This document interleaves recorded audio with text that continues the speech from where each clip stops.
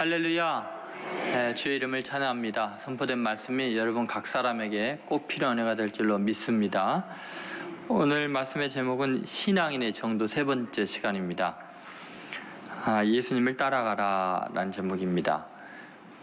그 신앙인이 바르게 신앙생활을 한다는 게 참 어려운 시대이지요. 자기를 부인하는 거, 우리가 첫 시간에 말씀을 나눴고, 두 번째는 자기 십자가를 지는 삶에 대해서, 그리고 오늘은 이제 예수님을 따라가라 라는 제목입니다. 미국의 유명한 부흥사였던 무디가 이런 말을 했습니다. 그대 자신을 믿어보라. 실망할 때가 있을 것이다. 친구를 믿어보라. 언젠가 그들은 죽거나 그렇지 않으면 그대와 헤어지게 될 것이다. 그대의 명성을 믿어보라. 언젠가는 회방하는 혀가 그것을 뒤집어 엎을 것이다. 그러나 그리스도를 믿으라. 그리하면 그대는 현세와 내세에 후회함이 없을 것이다. 네, 이렇게 이야기를 했는데 굉장히 의미 있는 이야기인 것 같습니다. 그동안 자기 자신 떵떵거렸던 사람들이 정말 자신의 그 당당함 때문에 무너지는 것을 보게 되고, 의지하고 기대했던, 가장 믿었던 사람들 때문에 낭패를 당하게 되지요. 그리고 그렇게 쟁쟁했던 그 명성들이 하루아침에 땅으로 추락하는 것들을 우리는 끊임없이 보고 있습니다. 예수 그리스도, 그분을 따라가는 것, 그분을 믿고 의지하는 것 외에는 이 세상에서도 내세에서도 영원한 것, 보장이 되는 것은 없습니다. 그래서 예수님께서 누구든지 나를 따라오려거든 자기를 부인하고 그 다음에 자기 십자가를 지고, 그럼 뭐라 그랬어요? 나를 따를 것이니라.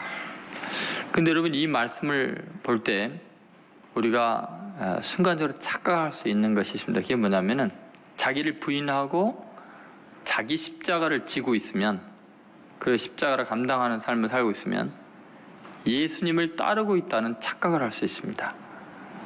그런데 자기 십자가를 지는 것과 예수님을 따르는 것은 별개일 수 있습니다. 그것이 누가복음서에 아주 독특한 편으로 나옵니다. 누가복음서 14장 27절에 보면 이런 말씀이 있습니다. 같이 읽겠습니다. 누구든지 자기 십자가를 지고 나를 따르지 않는 자도 능히 내 제자가 되지 못하리라. 이 말씀을 잘 보면 자기 십자가를 지고 예수님을 따르지 않으면 예수님 제자가 될 수 없다는 거예요. 자기 십자가를 지고 고난을 묵묵히 이겨나가지만 궁극적으로 예수님을 따라가지 않을 수도 있다는 거고요. 또는 자기 십자가를 지지 않고 예수님을 따르는 것, 그것도 불가능하다는 거죠. 그러니까 자기 십자가를 지는 것도 반드시 있어야 되고, 그걸로 끝나는 게 아니라 예수님을 따라가야 예수님의 제자, 다시 말해 신앙인의 정도를 걷는 것이 됩니다. 여러분, 우리가 자기 십자가를 지는 것은 예수님을 따라가기 위해서이죠. 자, 도대체 예수님께서 왜 나를 따르라라고 하셨을까요? 예수님 말고도 길이 많은 거 아닐까요? 꼭 예수님을 통해서만 위대한 신앙인이 될 수 있는 걸까요? 왜 예수님은 나를 따르라 이런 이야기를 하셨을까요? 그 의미를 우리가 오늘 한번 생각해 보려고 합니다. 첫 번째는 예수님이 나를 따르라, 이 말은 예수님께서 앞서 가셨다라는 말입니다. 한번 따라해 보세요. 예수님께서 앞서 가셨다. 여러분, 우리 그리스도인들의 신앙생활은 개척이나 창의적인 작업이 아닙니다. 이미 예수님께서 앞서 가신 그 길을 따라가는 것입니다. 예수 그리스도의 위대한 점이 있다면 우리에게 그냥 말씀하시고 그냥 내버려 두는 게 아니고, 주님께서 말씀하신 바를 친히 먼저 행하셨고 본을 보이셨다는 거죠. 그분이 가신 그 길을 우리는 뒤를 따라갈 뿐입니다. 여러분, 예수님은 절대로 우리에게 강요하거나 명령만 하시는 게 아니라 나를 따르라 라고 이야기하는 거죠. 본인이 그 말씀하신 것을 먼저 다 선취하시고 우리에게 따라오라고 하셨습니다. 성경에 나오는 하나님은 우리 인간들보다 늘 앞서 가셔서 다 길을 예비해 두시고 또 돌아오셔서 우리를 인도하시는 아주 독특한 하나님이십니다. 우리가 송구 영신 예배 때 여러분 어떤 설교를 했는지 기억나세요? 강하고 담대하라. 그 이유가 뭐였어요? 그 이유가 뭐였죠? 하나님이 함께 가신다. 결코 떠나지 않다 그랬잖아요. 함께 하시는 거. 근데 하나님이 그 앞에 뭐예요? 그 앞서 가죠. 그들 앞에서 앞서 가시니까 그런 거죠. 그러니까 하나님이 먼저 앞서 가시는 거, 그리고 동행하시고 하나님의 사명이 있으니까 강하고 담대하라. 그런 이야기를 하셨습니다. 근데 신명기 1장 33절에도 보면은 하나님의 그 아주 중요한 그 행동의 방식이 나와 있습니다. 같이 읽어보겠습니다. 그는 너희보다 먼저 그 길을 가시며 장막 질 곳을 찾으시고 밤에는 불로 낮에는 구름으로 너희가 갈 길을 지시하신 자이시니라. 여기 보면은 하나님 어떤 분이냐면 늘 우리보다 먼저 그 길을 가신다. 우리가 가야 될 길에 먼저 갔다 오셔가지고 장막곳을 다 찾아놓은 다음에 불기둥, 구름기둥으로 동행해 주시는 것들 이렇게 지시해 주면서 우리 인도하시는 하나님이십니다. 늘 이렇게 앞서가시는 분이죠. 그럼 예수님도 마찬가지입니다. 하나님의 아들인 예수님께서 우리에게 오실 때 늘 예수님은 먼저 가십니다. 예를 들어서 우리에게 서로 사랑하라 그러시잖아요. 근데 우리가 서로 사랑하는 것은 예수님께서 먼저 사랑하셨기 때문에 그렇습니다. 요한 1서 4장 19절에 보면 이렇게 나와 있습니다. 같이 읽습니다. 우리가 사랑함은 그가 먼저 우리를 사랑하셨습니다. 자, 예수님께서 서로 사랑하라 하고 끝나는 게 아니라 먼저 우리를 사랑하신 다음에 서로 사랑하라는 거죠. 제자들 발을 씻겨주시고 내가 주와 스승이 되어 선생이 되어 너의 발을 씻겼으니 너희도 서로 발을 씻는 것이 마땅하다. 예수님께서 먼저 하시고 그 다음 우리에게 명령을 하시는 거죠. 그래서 사랑에 대해서도 예수님이 먼저 사랑을 경험하셨고 사랑하셨습니다. 우리 삶에 있어서 여러 가지 고난도 마찬가지예요. 우리가 많은 고난 가운데 인생이 살아가는데 그 고난의 상황도 예수님이 먼저 겪으시고 우리를 따라오게 하신 거죠. 누가복음 17장 25절에 주님이 친히 하신 말씀입니다. 같이 읽겠습니다. 그러나 그가 먼저 많은 고난을 받으며 이 세대에게 버림받아야 할지니라. 여기 보면은 그러나 그가 뭐요? 먼저 많은 고난을 받으며 이렇게 나온 거죠. 그러니까 여러분 우리만 고난 받는 게 아니라 우리 삶에 그 모든 고난은 이미 예수님께서 먼저 받으셨어요. 어떤 종류든지 예수님 먼저 받으셨다는 사실입니다. 그리고 그 다음에 우리가 주님을 따라가는 거죠. 그러니까 나를 따르라 이 말은 니네가 겪을 건 내가 다 겪었으니까 걱정하지 말라. 예를 들면 죽음도 마찬가지입니다. 주님께서 먼저 그 길을 가셨습니다. 골로새서 1장 18절에 사도 바울은 이렇게 이야기합니다. 같이 읽습니다. 그는 몸인 교회의 머리시라. 그가 근본이시오 죽은 자들 가운데서 먼저 나신 이시니 그는 친히 만물의 으뜸이 되려 하십니다. 죽은 자들 가운데서 뭐요? 먼저 나시다. 먼저 죽음 다 경험하고 거기서 나오신 분이라는 거죠. 그 부활도 마찬가지입니다. 죽음 이후의 세계에서도 주님이 먼저 다 경험하셨어요. 이미 다 사망의 권세를 뚫고 새 길을 열어놓으신 거죠. 그러니까 그 길을 따라오라는 거죠. 사도행전 26장 23절에 보면 이렇게 나옵니다. 같이 읽습니다. 곧 그리스도가 고난을 받으실 것과 죽은 자 가운데서 먼저 다시 살아나사 이스라엘과 이방인들에게 빛을 전하시리라 하민이라 하니라. 여러분 죽은 자 가운데서 뭐요? 먼저 다시 살아나사. 그러니까 사망의 권세를 깨뜨리고 부활을 먼저 경험하시고 선취하시고 나를 따라오너라. 그러니까 니네도 부활의 길이 있다. 이걸 보여주는 거죠. 그러니까 여러분 우리가 예수님을 따른다는 게 얼마나 놀라운 이야기인지 모릅니다. 우리는 미지의 세계를 갈 때 두렵거든요. 그런데 예수님이 먼저 가셨고 우리와 함께 가신다는 사실을 생각하면요. 두려울 것도 없고 낙심할 것이 없습니다. 예수님께서 나를 따르라 이 말은 네가 앞으로 경험하게 될 것, 겪을 것은 이미 내가 앞서가고 다 처리하고 있다. 다 경험하고 있다. 그러니까 너 혼자도 아니고 생소한 길도 아니고 낯선 곳이 아닐 거다. 그런 이야기를 하고 있습니다. 여러분 예수님께서 요한계시록 보면 당신 자신을 표현할 때 나는 알파와 오메가다. 하나님께서 그렇게 해서 알파와 오메가. 그건 뭐예요? 시작이면서도 완성이라는 거죠. 마지막이라는 거거든요. 그럼 여러분 나는 알파와 오메가다. 그러면은 우리는 어디 있는 거예요? 우리는 근데 놀랍게도 예수님의 그 별명이 구약에서 예언이 되어 있는데 이사야서 7장 14절에 처녀가 잉태한 아들을 낳고 그 이름을 뭐라고요? 임마누엘이라 그래요. 임마누엘 뜻이 뭐예요? 하나님 우리와 함께 하시다. 예수님이 태어날 때 천사가 그 이야기를 해주죠. 마태복음 1장 23절에 아들 낳으니 그 이름을 임마누엘이라. 이는 하나님 우리와 함께 하시다 합니다. 그러면 이렇게 된 거죠. 예수님은 처음이면서 마지막인데 그 사이에 있는 모든 순간순간 처음부터 마지막까지 우리와 함께하고 계시는 거예요. 그러니까 예수님께서 나를 따르라 하면 네 인생의 시작점부터 끝점까지, 극에서 극까지 내가 너와 동행하고 있고 너와 함께하니까 걱정하지 말라. 내가 너를 버리지 않고 떠나지 않겠다. 그것이 예수님의 말씀입니다. 나를 따르라라는 의미가 그렇습니다. 여러분, 어떤 상황에서도요, 우리는 내가 경험하고 있는 것이 주님께서 먼저 가신 그 길이라는 확신을 가지셔야 돼요. 제가 짧은 인생 지금 살아가고 있습니다. 목회도 짧게 했습니다. 그런데 참 신기한 것은 아무리 절망하고 싶어도 더 절망할 수가 없어요. 그 이유가 뭐냐면 내가 겪고 있는 일이 너무 외롭고 힘겨운 것 같고 감당하기 힘든 것 같은데 놀랍게도 예수님이 먼저 겪고 계신 거예요.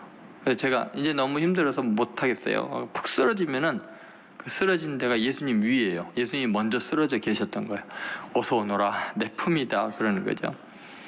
여러분, 인생 살아가면서 사업을 하면서 또 인간관계 속에서 배신에 쓰라린 경험들이 있으세요?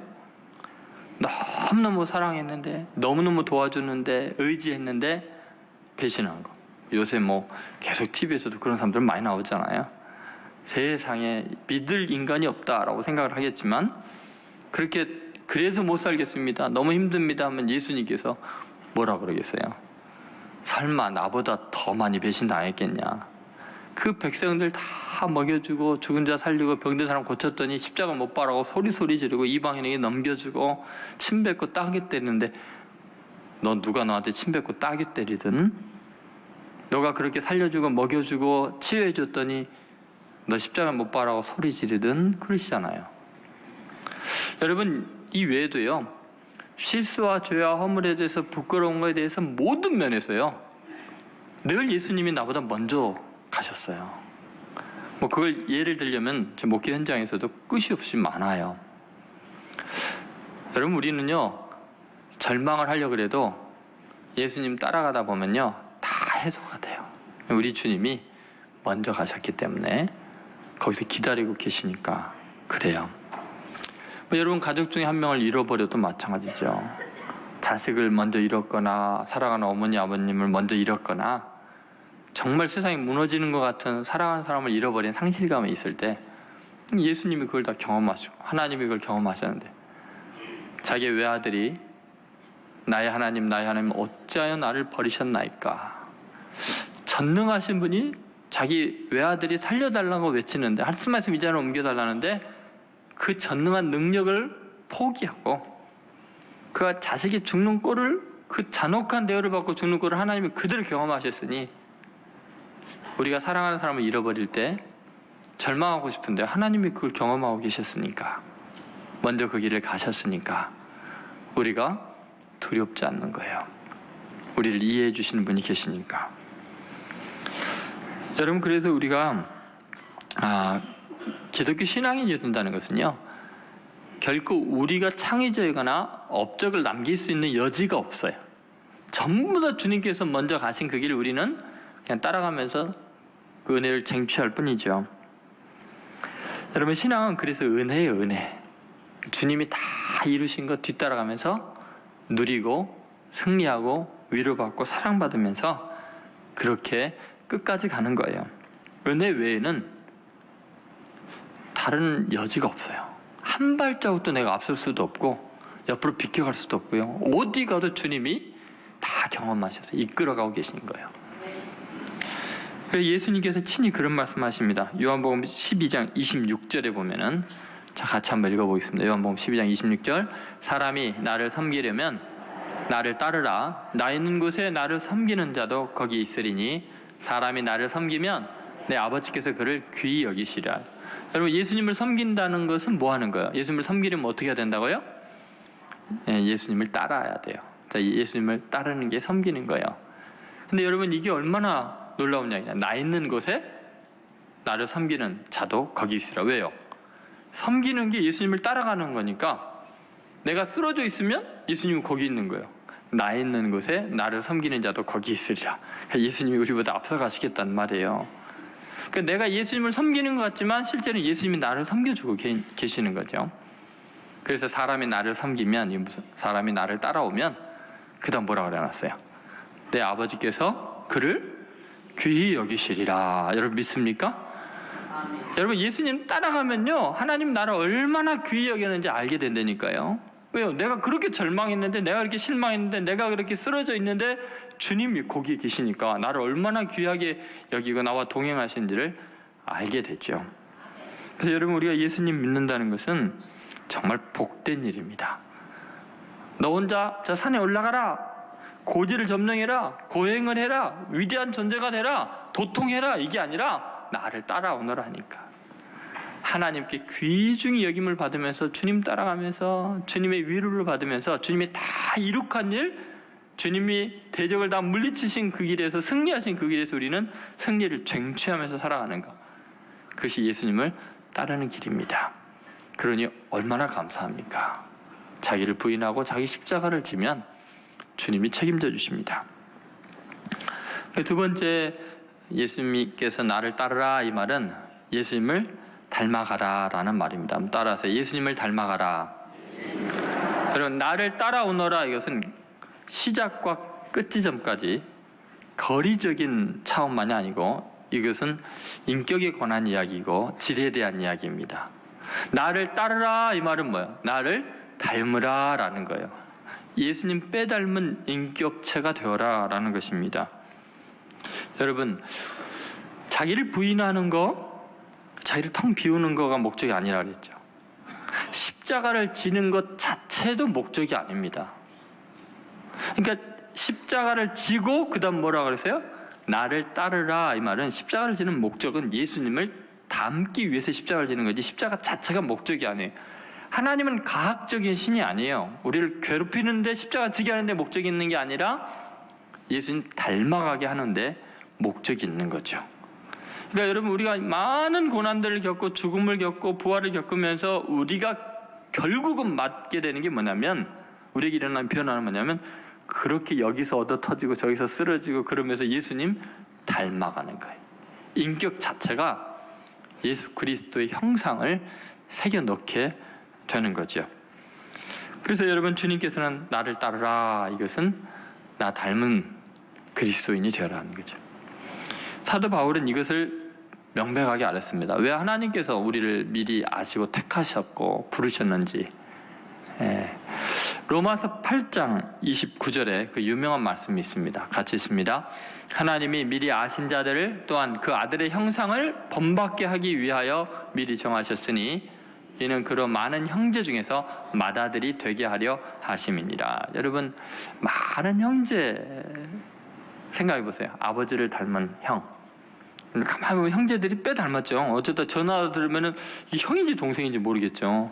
저도 가끔가다 저희 작은아버님 목소리 들으면 아버님인지 작은아버지 헷갈릴 때가 있고, 제 남동생과 제가 닮았다고 사람들이 하는데 제가 기분은 좀 나쁘지만 사람들이 가끔가다 헷갈릴 정도입니다.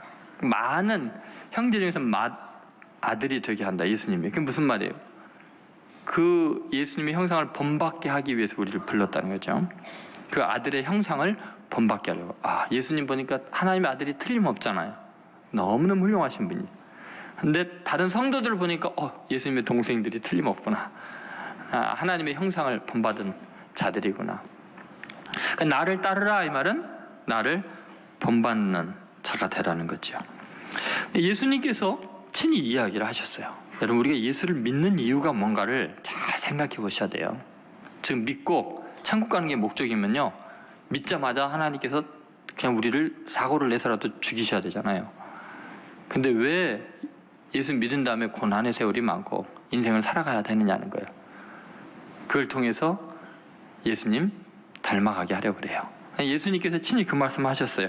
요한복음 13장 15절 말씀입니다. 같이 있습니다. 내가 너희에게 행한 것 같이 너희도 행하게 하려 하여 본을 보였노라. 여러분, 본을 보였다는 게 뭐예요? 빼닮게 만드는 거죠, 본을. 여러분, 거푸집을 만들고 뭐 떡을 이렇게 찍어낼 때 떡 그 모양이 있는 이유가 뭐예요? 똑같이 찍어내기 위한 거예요. 예수님이 내가 본을 보였노라 이 말하는 것은 내가 너에게 행한 것 같이 너희도 행하게 하려는 거예요. 예수님을 닮아 빼닮은 행동을 하고 빼닮은 성품과 마음씨와 말투를 갖게 하려고. 그래서 본을 보였노라. 그러니까 여러분, 우리가 예수님을 믿습니다라는 것은 이제 크리스천이 되는 시발점이에요. 그게 끝이 아니에요. 온전한 믿음으로 건너는다? 그게 완성이 아니고요. 그게 시작이에요. 뭐하는 시작이에요? 예수님 닮아가기 위해서 예수님 믿는 거예요. 근데 너무나 많은 그리스도인들이 오직 믿음으로 하면서 그 믿습니다고 끝나는 거예요. 그리고 하는 행동은 예수님 안 닮고 못된 짓만 하는 거예요. 욕심껏 살아가는 거죠. 그러니까 문제이지요. 여러분, 교회 생활 오래 할수록 예수님을 점점 닮아갑니까? 마귀를 닮아갑니까? 여러분, 신앙생활 열심히 하고 직분이 이렇게 좀 새로운 직분을 받을 때마다 점점 경건해지고 겸손해지고 사랑 많아지고 예수님의 형상이 새겨집니까? 아니면 자꾸 머리에서 뿔이 나고 들이받고 그럽니까? 여러분, 왜 기독교 역사가 오래되면 교회가 타락을 할까요? 신앙에 아주 중요한 그 목적을 잃어버리는 거예요. 예수님 닮아가는 것이 신앙생활인데 뭔가를 이루려고 하고 뭔가 업적을 쌓고 명예를 추구하고 나를 믿으라고 하고 그런 거예요. 신앙을 통해서 동역자들, 세상에 출세할 만한 사람들을 자꾸 만나려고 하고 예수님 닮으려는 생각이 없으니까 문제예요. 예수님이 본을 보였다잖아요. 내가 행한 것을 너희도 행하게 하려고. 요한복음 13장 15절을 꼭 기억하셔야 돼요. 옛날 북서아메리카에 한 인디언 추장이 있었는데 백인 한 명이 방문을 했습니다. 그리고 오랫동안 이야기 나누고 이제 거기서 같이 잠을 자게 됐어요. 아침에 일어나니까 눈이 아주 많이 와 있었는데 발자국이 나 있어요. 그 추장이 그 백인에게 물어봅니다. 지난밤에 여기는 몇 명이 지나갔을 것 같습니까? 이 백인이 잘 보니까 발자국이 한 사람 발자국이 쭉 나 있는 거예요. 끝없이 한 사람 발자국이 나 있어요. 발자국을 보니까 금세 알겠네요. 한 명입니다. 추장이 하는 말이 틀렸습니다. 여기는 지금 수백 명이 지나갔습니다. 아니 무슨 말이에요? 발자국 안 보이세요? 한 사람 발자국밖에 없잖아요. 그랬더니 그 지나간 부족 이름을 이야기하면서 그 부족은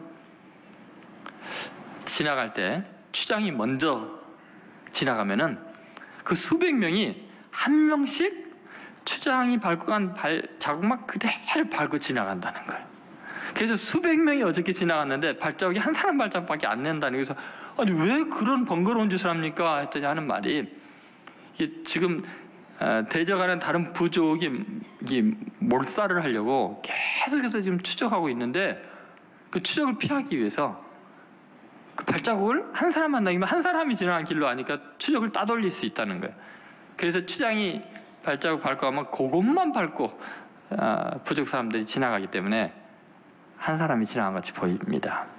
제가 그 이야기 들으면서요 참 마음에 감동이 됐습니다.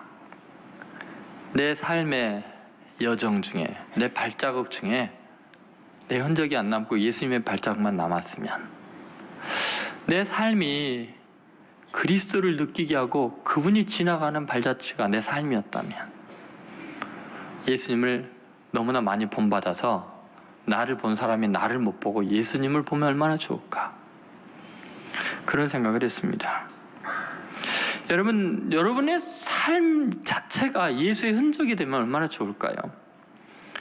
예수님이 행한 대로 나도 행해서 예수님을 본받는 삶.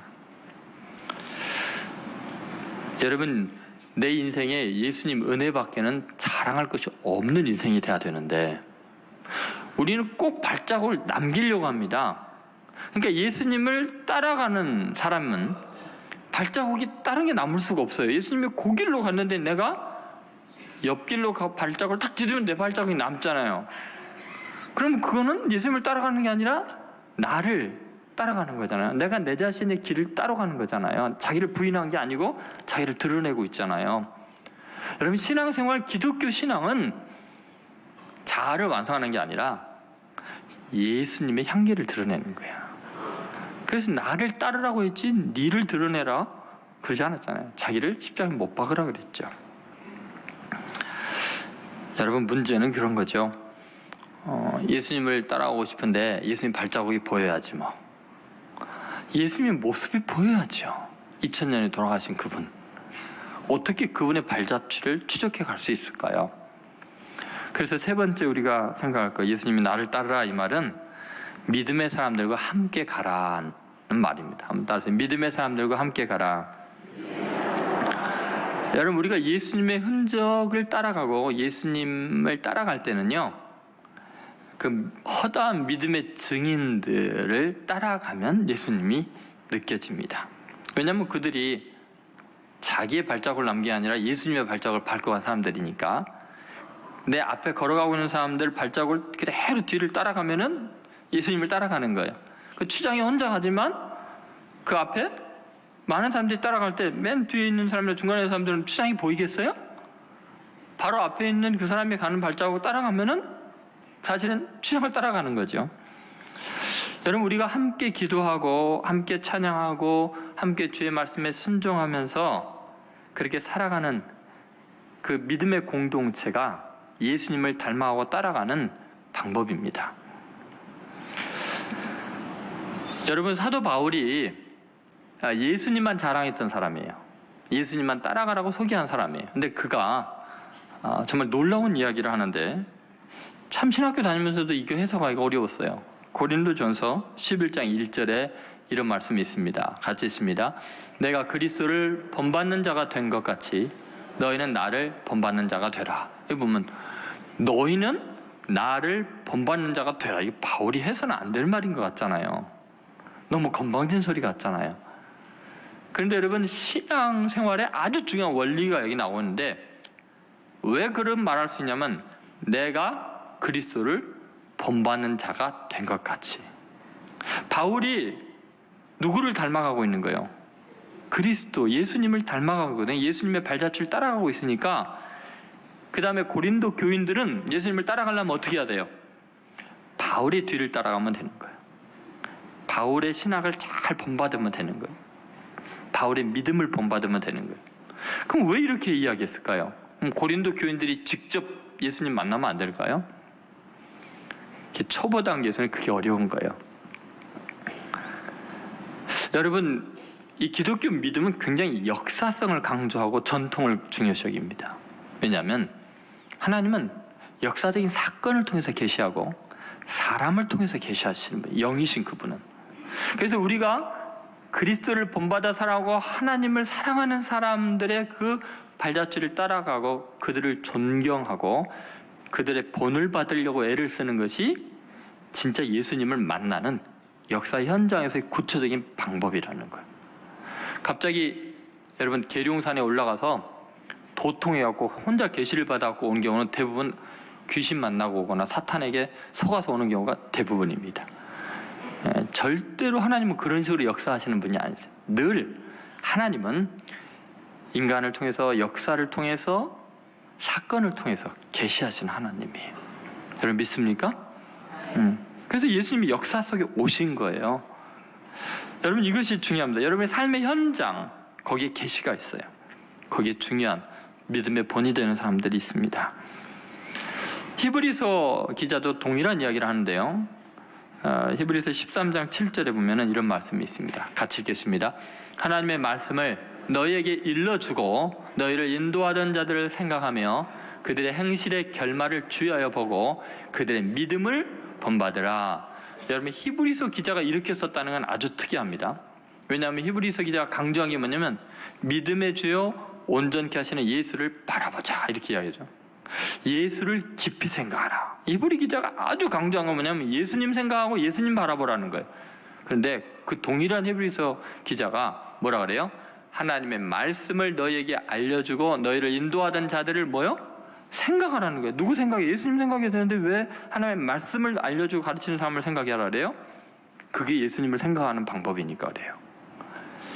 그들의 행실의 결말을 주의하여 보고, 자, 주의해서 그들의 삶을 본받으라는 거죠. 그들의 믿음을 뭐 하라고요? 본받으라. 예수님은 아까 나를 본받으라고 그랬잖아요. 그런데 바로 그 예수님을 본받는 방법이 뭐냐? 말씀을 전해주는 사람의 믿음을 본받으라. 그렇게 이야기를 하고 있습니다. 여러분, 이게 얼마나 중요한 이야기인지 모릅니다. 여러분의 신앙이 정상적인 신앙, 예수님을 따라가는 신앙의 특징은 뭐냐면 여러분이 본받고 싶은 믿음의 스승이 있어야 돼요. 여러분이 언제부터 기독교 신앙에서 벗어나고 타락하기 시작하는가? 왜 기독교가 망해가냐면 스승을 잃어버릴 때예요. 존경할 만한 믿음의 선배가 아니고 자기가 최고라고 생각할 때, 정말 나도 저분을 본받고 저분을 통해 예수님을 따라가고 싶어라는 존경하는 사람이 없어져 갈 때, 그때부터 인간은 자기를 우상화하고 있는 거예요. 하나님을 대적하게 되고 하나님의 미워하는 대상이 됩니다. 여러분, 기독교 신앙은요, 죽을 때까지 수많은 존경하는 스승을 통해서 예수님을 만나는 거예요. 왜 그런가를 여러분 잘 생각해 보셔야 돼요. 고린도전서 4장 15절 16절 보면 그 비밀이 나와 있습니다. 자, 같이 읽겠습니다. 그리스도 안에서 1만 스승이 있으되 아버지는 많지 아니하니 그리스도 예수 안에서 내가 복음으로써 너희를 낳았습니다. 여러분 잘 보세요. 복음으로 나를 낳은 사람은 바울 한 명이었어요. 고린도 교회에 복음을 전해서. 그래서 이 바울은 아버지나 마찬가지죠. 영의 아버지라고 생각을 하라는 거죠.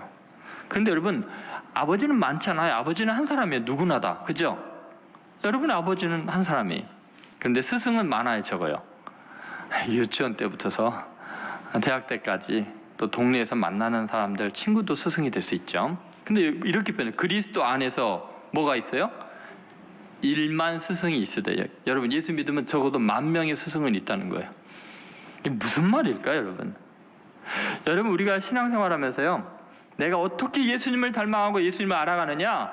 내 삶의 여정에서, 신앙의 여정에서 만나는 한 사람 한 사람, 신앙의 동역자들, 선배들, 후배들, 이런 사람을 통해서요, 예수님의 한 측면들과 예수님의 독특한 색깔들과 예수님의 신앙의 면모들이 그 순간순간 배워지는 거예요. 어떤 한 사람도 예수님에 대해서 완전하게 설명하고 모든 걸 보여줄 수 있는 사람 없습니다. 우리는요, 삶의 여정 속에, 삶의 길목마다 독특한 신앙의 선배들을 통해서 예수님의 한 면들을 보게 되는 거예요.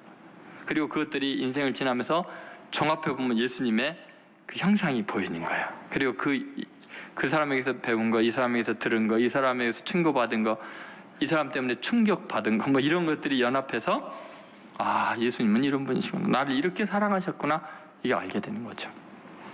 여러분, 제가 예수님을 알게 되는 거 절대로 저 혼자서 예수님 만나가지고 안 거 아닙니다.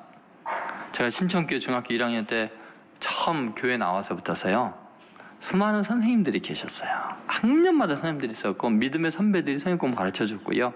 그들의 신앙의 스타일이나 또 뭐 세계관이나 정치관이나 다 달랐어요. 그런데 그 다양성 속에서 저는 아주 예수님의 세밀한 면들을 각도별로 이렇게 받아들였던 것 같아요. 그리고 나이가 들수록요, 그 신앙의 그 영향을 받는 그 대상들이 달라지기 시작했어요. 나이에 따라서 여러 교육전사님을 통해서 여러 가지 측면의 예수님에 대한 것들을 깨달아 알았어요. 근데 그분들을 존경하고 그분들에서 배울 점들이 참 많았어요. 세월이 지나면서 점점 그 예수님에 대한 스승들이 많아지기 시작하는데, 이제 그 믿음의 선배들이 소개해주는 책 속에 있는 책들, 그리고 성경 속에 있는 인물들, 그리고 그 책을 쓴 저자들, 로이드 존즈 목사님이라든지 쉐이퍼 박사라든지 스펄전 목사님이라든지 수많은 그 책 속에서 나를 가르쳐주는 스승들을 만나고요. 신학교 가서는 더욱더 이제 깊어지고 폭이 넓어지고, 교수님들과 그분들의 삶과 그들이 소개한 책들을 통해서 예수님을 더 정교하게 깊이 있게 제 마음에 새겨나갈 수가 있었어요. 그리고 대학교 때도 라디오를 극동방송 같은 걸 들으면서 거기에 나와서 설교하시는 목사님들의 주옥 같은 설교를 들으면서 제 안목이 막 열리는 것들을 경험하고 예수님의 이런 면이 있구나라는 것을 새롭게 깨닫고요. 그러니까 저에게는요 1만 스승보다 더 많은 것 같아요. 스승이 너무 많아요. 심지어 저희 교회 집사님들의 어떤 농어촌 선교나 이런 데 가서 막 헌신적인 걸 보면은 그분의 모습 속에 예수님이 보이고 저희 스승처럼 느껴지는 거예요. 야, 평신도인 저분이 너무너무 훌륭하다. 예수님이 저렇게 섬기셨을까요? 그런 게 느껴지거든요. 여러분, 제가 언제 타락하냐? 배울 점이 없고 늘 가르치려고 생각하는 사람들, 내 위에 스승이 느껴지지 않고 한 1만 명의 스승이 안 느껴지고 한 10명 스승밖에 없다. 그 순간부터 저는 타락하는 거예요. 여러분이 잘 보세요. 제 마음에 존경하는 사람이 없어지면 쫓아내야 돼요. 큰일 날 사람이거든요. 그게 이단이거든요. 이단. 여러분, 신앙인은요 늘 마음속에 여기를 보나 저기를 보나 꽃을 보나 나무를 보나 짐승을 보나 예수님이 느껴지는 스승이 많은 사람들이 돼야 돼요. 예수님을 본받는 거예요. 그래서 여러분, 정말 여러분 마음속에 하나님의 말씀을 대언하는 자에 대한 존경심과 본받는 마음이 없으면요 신앙 끝입니다. 아무리 헌신하고 자기 몸을 불살하게 내어줄지라도요 그 영적인 교만함으로 사탄의 밥이 되어 있는 거죠. 한 소년이 정말 훌륭한 인물이 되고 싶었어요. 역사의 이름이 길이 남을. 그래서 자기가 가장 존경하는 목사님을 찾아갑니다. 목사님, 제가 정말 훌륭한 삶을 살고 싶은데 어떻게 살아야 될지 모르겠어요. 가르쳐 주세요. 목사님 존경하니까 목사님 하신 말씀대로 순종하겠습니다. 그러면 하루가 24시간인데 그 중에 1시간, 매일같이 1시간을 내가 시키는 대로 할 수 있겠니? 예, 목사님 말씀대로 순종하겠습니다. 그래, 그러면은 15분은 기도를 매일 해라. 15분은 성경을 무슨 일이 있어도 읽어라. 15분은 너가 어떻게 쓰든지 만나는 사람마다 하나님에 대한 이야기를 해라. 15분은 너가 읽은 말씀대로 사랑을 실천해라. 만약에 너가 매일 이 1시간을 이렇게 끝까지 실천하면서 살아간다면 너는 분명히 훌륭한 사람이 될 거라. 이 아이가요, 그 목사님을 너무 존경하니까 그 말씀대로 매일 실천을 했어요. 15분 기도, 그 다음 뭐요? 15분 말씀, 그 다음에 15분 하나님에 대한 이야기, 15분 사랑 실천. 결과적으로 이분은 역사상 가장 위대한 수많은 영혼을 구원하는 사람이 됩니다. 빌리 선데이라는 세계적인 복음 전파자, 부흥사가 돼서 수많은 사람들을 전 세계를 다니면서 구원하는 위대한 인물이 되죠. 여러분, 우리는 주님을 따르는 것이 허공을 잡는 거 아니에요. 나 혼자 특별하게 예수님 나만이 알고 있다고 착각해서는 안 돼요. 믿음의 공동체, 신앙생활이 그래서 중요한 거예요. 아무리 여러분이 아주 깊은 신앙의 경지에서 혼자 들어간다 해도요 굉장히 위험합니다. 영적으로요 마귀가 그런 사람들을 잡아먹는 거예요. 이용하는 거예요. 그래서 이 신앙의 공동체 속에서 옆에 앉아있는 사람들을 통해서, 기도하는 걸 통해서, 삶을 통해서 그렇게 주님을 만나는 귀한 역사가 있어야 되죠. 저는 여러분들이 그 예수님을 따르라 이 말씀을 늘 마음에 새겼으면 좋겠습니다. 근데 중요한 건 뭐냐? 예수님께서 나를 따르라 해도요 우리가 사팔뜨기도 아니고 자꾸 딴 데를 본다니까요. 아주 신기합니다. 심지어요 예수님 은혜를 너무 받아갖고 감격해갖고 눈물을 흘리면서도 딴 데 봐요. 예를 들어서요 베드로를 생각해보세요. 예수님 3번이나 부인하고 저주했잖아요. 인생 끝났어요. 나가서 심히 통곡을 했어요. 근데 예수님이 그를 포기하지 않고 디베랴 바닷가에 찾아와서 너가 날 사랑하냐 물어보시잖아요. 3번이나. 내가 주를 사랑하는지 주님이 아십니다. 내 양을 먹이라, 내 양을 치라, 내 양을 먹이라. 사명까지 주시잖아요. 그러면 여러분, 자기는 예수님 부인하고 저주했는데 다시 사명자로 세워주시면 얼마나 감사해요. 예수님께서요 그에게 사랑을 확인하신 다음에 이렇게 이야기하시죠. 너는 나를 따르라. 그 이야기가 요한복음 21장에 나와 있습니다. 그 21장에 보면 이런 말씀이 있어요. 19절에 같이 있습니다. 이 말씀을 하시면 베드로가 어떠한 죽음으로 하나님께 영광을 돌릴 것을 가르치심이로라. 이 말씀을 하시고 베드로에게 이르시되 뭐요? 나를 따르라. 그럼 여러분 어때요? 그렇게 용서해 주시고 사명을 주셨으면 나를 따르라 하면 아멘 할렐루야 이제 주님만 따르겠습니다 하면서 울며 주님만 바라봐야 되잖아요. 곧 즉시 고개를 돌립니다. 용서받으니까. 새롭게 사명을 주고 책임을 주니까 예수님 안 따르고 딴짓합니다. 그게 20절에 나와요. 20절 같이 한번 읽겠습니다. 베드로가 돌이켜 예수께서 사랑하시는 그 제자가 따르는 것을 보니 그는 만자소에서 예수의 품에 의지하여 주님을 파는 자가 누구오니까 묻던 자다. 지금 베드로가요 예수님을 따르려고 하는데 자기 시선을 자꾸 뺏는 대상이 있어요. 누구예요? 예수의 품에 의지해서 예수께 사랑받는 그 제자. 그 제자가 예수님을 따르는 걸 보고 시기심이 생깁니다. 예수님을 따라야 되는데 그렇게 배신자를 용서해주고 사랑해줬는데 나를 따르라 하니까 아멘 해야 될 텐데 그 순간에 그냥 또 딴 데 보는 거예요. 이게 뭐예요? 예수님께 나보다 더 사랑받는 저 인간 저걸 어떻게 주님이 하실까? 이게 궁금한 거예요. 21절 보세요. 21절 같이 읽겠습니다. 이에 베드로가 그를 보고 예수께 여짜오되 주님 이 사람은 어떻게 되겠사옵나이까? 베드로가 혼날까요? 안 날까요? 22절 같이 있습니다. 22절입니다. 예수께서 이르시되 내가 올 때까지 그를 머물게 하고자 할지라도 내게 무슨 상관이냐? 너는 나를 따르라. 여러분 우리는 다른 사람을 존경하고 그 사람을 통해서 예수를 만나는 거예요. 그 사람을 경쟁의 대상으로 생각하면 안 돼요. 여러분 교회가 가장 힘들어지는 이유가 뭐냐면 시기심이에요. 시기심. 그렇게 은혜 받고 눈물을 흘리고 용서받아 놓고도요 그 자리에서 돌이켜 그 사람을 보거든요. 예수님은 나 따르라 그러는데 그 사람 쳐다보면서 시기심이 생겨가지고 쓸데없는 그 자존심 때문에 예수님 안 따르고 자꾸 돌이켜서 딴짓하는 거예요. 그러니까 예수님께서 너게 무슨 상관이냐? 너가 받은 은혜도 너무 큰데 뭐 딴 사람 신경 쓰냐? 너는 나를 따르라 그랬죠.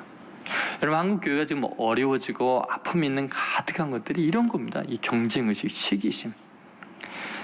여러분 그래서 예수님께서 나를 따르라고 하신 것이 얼마나 중요한가 한번 생각해 보십시오. 그것은 신기하게도 다른 사람과의 관계 속에서만 예수님을 따를 수 있게 만든 이유가 뭘까요? 빌립보서 3장 17절에 보면 이런 말씀이 있습니다. 같이 있습니다. 형제들아 너희는 함께 나를 본받으라. 그리고 너희가 우리를 본받은 것처럼 그와 같이 행하는 자들 눈여겨보라. 여기 보면은 사도 바울이 나를 본받으라 그랬던 바울이 뭐라 그래요? 너희는 함께 나를 본받으라 하죠. 그 다음 나를 본받으라 했던 그가 뭐라요? 그리고 너희가 우리를 본받는 것처럼 우리라고 표현해버리죠. 그와 같이 행하는 자들 눈여겨보라. 여러분 우리는 함께 서로를 본받는 거예요. 누구 한 사람이 우상화되면 안 돼. 교회는 함께 서로에게 존경하고 본받는 마음이 있어야 돼요. 여러분이 왜 그런가? 왜 이것이 서로를 통해서 예수님을 만나고 경험하고 예수님을 따라가는 굉장히 귀한 본으로 삼으면서 신앙이 성숙하는가? 그것이 바로 예수님의 삶이었기 때문에. 그런데 이제 잘 보세요. 에베소서 5장 1절 2절에 보면 그 비밀이 나와 있습니다. 자, 같이 읽겠습니다. 그러므로 사랑을 받는 자녀같이 너희는 하나님을 본받는 자가 되고 그리스도께서 너희를 사랑하신 것 같이 너희도 사랑 가운데서 행하라. 그는 우리를 위하여 자신을 버리사 향기로운 제물과 희생 제물로 하나님께 드리셨느냐. 여기 보면 하나님을 본받는 자가 되라 그랬잖아요. 근데 하나님을 본받는다는 건 뭐예요? 예수님께서 우리를 사랑하신 것 같이 예수님을 본받는 거예요. 그럼 예수님은 어떻게 했다고요? 그리스도께서 너희를 사랑하신 것 같이 너희도 뭐 어디에서 행하냐? 사랑 가운데서 행하라. 자, 그분은 어때요? 그는 우리를 위하여 자신을 버리는 거야. 아까 자기 부인하고 그랬잖아요. 자기 부인하고 자기 십자가를 지고 나와 있죠. 자기를 부인하고 자기를 버리사 향기로운 제물과 희생 제물이 뭐예요? 십자가를 지는 거잖아요. 그리고 하나님께 드리셨다 했잖아요. 그것이 뭐냐? 예수님을 본받는 것은 예수님이 너희를 사랑하신 것처럼 너희도 서로 사랑 가운데서 행하라는 거예요. 예수님이 내가 행하는 것을 너희도 행하게 하려고 너에게 본을 보였잖아요. 그게 뭐예요? 사랑하라는 거예요. 그럼 여러분, 기독교는 믿음이죠. 믿음으로 시작하죠. 그 믿음이 사랑으로 완성이 되는 거예요. 다시 말해서 사랑이 없는 믿음은 거짓이에요. 종교개혁이 반쪽밖에 못 된 거죠. 오직 믿음, 그 본질은 뭐냐면 오직 믿음이라는 것은 오직 사랑으로밖에는 주님을 닮을 길이 없다는 거예요. 여러분, 믿음의 완성은, 또 믿음에 대한 증거는 사랑인 거예요. 종교개혁이 지금부터 500년 전에 믿음으로 확 치우쳐져 버렸어요. 그럼 다시 한번 사랑으로 돌아와야 돼요. 이게 왔다 갔다 하면서 조화가 돼야 돼요. 결국은 여러분, 우리가 예수님을 닮아가고 예수님을 따라간다는 것은 사랑이 많은 사람이 되는 거고, 그것은 예수님이 우리를 사랑하신 것처럼 서로 사랑하는 것이 믿음이지. 믿음이 뭐냐? 정교한 믿음을 강조하면서 믿음을 지켜야 된다, 복음을 지켜야 된다 하면서 서로 미워하고 갈라서는 것은, 그것은 예수님을 따르는 게 아니라 마귀를 따르는 거예요. 그러니까 여러분, 오늘부터요, 사랑 많은 사람이 되셔야 돼요. 예수님을 따르는 사람은 그 사람 보고서 예수의 인격이 느껴지고 예수님의 향기가 느껴지고 예수님의 사랑이 느껴져야 돼요. 한번 옆 사람 얼굴 보세요. 예수님의 얼굴이 느껴지나 도끼가 느껴지나.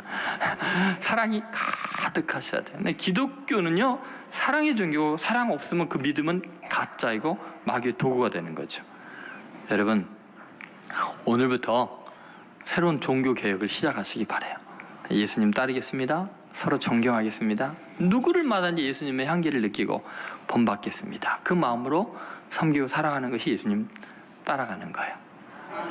꼭 그렇게 사랑이 가득해서 이 시대 차갑고 서로 상처 주고 증오하는 이곳에 희망을 심어주는, 정말 다시 한번 종교 개혁을 일으키는 귀한 성도들 되시기를 주의 이름으로 축원드립니다.